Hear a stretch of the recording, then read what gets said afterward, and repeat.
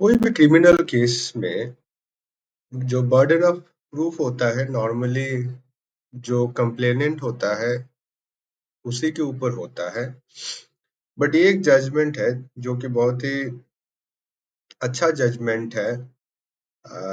Because इस case में क्या हुआ था कि हाई कोर्ट ने जब जो अपलेंट है उनको जब कन्विक्ट किया था, तब उनको कन्विक्ट किया था इस वजह से कि जो अक्यूज था उसके पास कुछ ऐसा प्रूफ नहीं था जो कि आपका 106 ऑफ एविडेंस तक ये कहता है कि कुछ ये एक एक्सेप्शन है। नॉर्मली जैसे कि मैंने आपको कहा कि पता है आप सभी को कि इन क्रिमिनल केसेस जो कंप्लेनेंट होता है सारा रिस्पॉन्सिबिलिटी सारा बर्डन उसी के ऊपर रहता है ये प्रूफ करने का कि ये जो अक्यूज्ड है उन्हीं ने मतलब वो अक्यूज्ड है।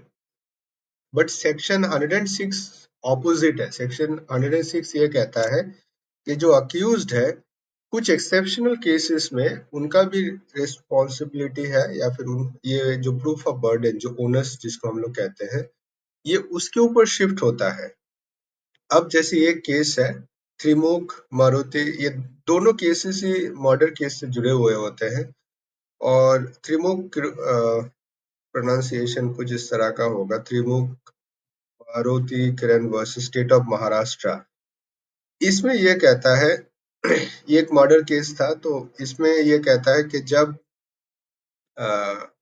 if the prosecution establishes that shortly before the crime they were seen together or the offense takes place in the dwelling home where the husband or the accused reside, इसका मतलब जो घटना घटा उससे पहले अगर दोनों को साथ देखा गया एंड और उनमें से एक अक्यूज्ड है एक विक्टिम होगा, अगर अक्यूज्ड ये प्रूफ नहीं कर पाता है कि उस क्राइम में उसका कोई हाथ नहीं है, देन वो गिल्टी पाया जाएगा।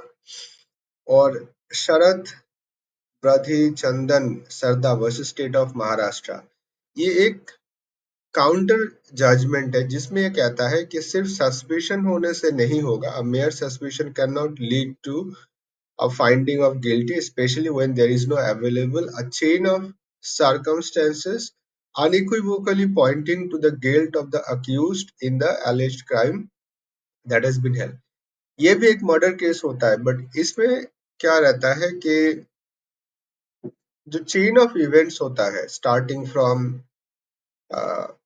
आपका मर्डर के बाद या फिर उससे पहले सारे घटना जब जो अक्यूज्ड होगा अगर उसकी तरफ पॉइंट आउट करे देन ओनली ही कैन बी प्रोसिक्यूटेड। अगर चेन ऑफ इवेंट अगर सारे घटना अगर उसके तरफ पॉइंट आउट नहीं होता है तब फिर ये जो परसेप्शन है या फिर ये जो प्रिसपोजिशन है ये फिर एप्लीकेबल आपका नहीं होगा। तो बॉटम लाइन ये है कि रीजनिंग बहुत इंपॉर्टेंट है, understanding the case, understanding the circumstances and having eye for the details are very important. Thank you.